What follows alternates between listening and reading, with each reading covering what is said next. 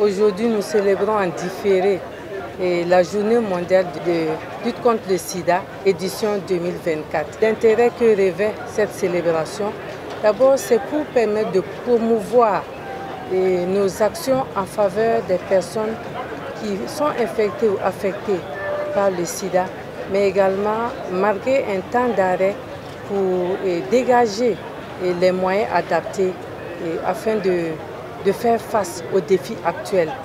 Et comme vous le dites, il y a plusieurs défis qui se présentent actuellement à l'ensemble des acteurs afin de continuer à enregistrer cette baisse substantielle que nous enregistrons en matière de lutte contre le sida dans notre pays.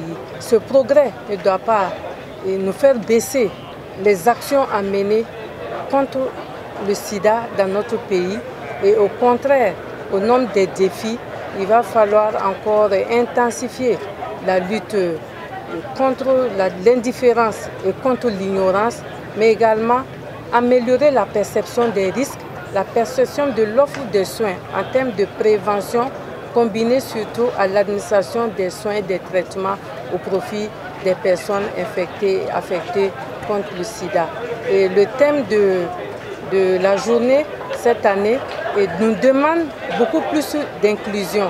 Et cette inclusion est surtout adressée aux régions à fort défi sécuritaire où il faut également assurer la disponibilité des soins et des traitements aux personnes qui sont affectées ou infectées par le sida, mais également étendre l'élargissement de la gratuité des soins aux examens biologiques, mais aussi et surtout apporter la réponse nationale au plan des pédiatriques, j'allais dire, mais surtout inviter les jeunes et les adolescents à faire preuve de bon comportement pour éviter d'être infectés à nouveau par le VIH-Sida. Donc ça veut dire qu'il y a un certain nombre de défis qui existent toujours et l'appel à lancer auprès de tous les acteurs, que ce soit au niveau des acteurs nationaux qu'internationaux, c'est d'œuvrer toujours ensemble afin qu'on puisse lever ces défis-là et surtout à travers la mobilisation conséquente des ressources afin de pouvoir mener les actions au profit des personnes infectées. Nous avons une prévalence de 0,6%, mais il faut savoir que nous sommes partis d'une prévalence d'environ 7% dans les années 80-90. Donc reconnaissons que d'énormes progrès ont été faits. Malheureusement, nous enregistrons toujours de nouveaux cas, environ 2500 nouveaux cas par an. Et évidemment, il y a des mesures qui doivent être prises pour vraiment diminuer le nombre de nouvelles infections. Parce que notre objectif, c'est 0 nouvelle infection. Donc dans ce sens, nous avons un paquet d'activités que nous menons régulièrement. C'est surtout l'information, la sensibilisation et la communication au niveau des populations.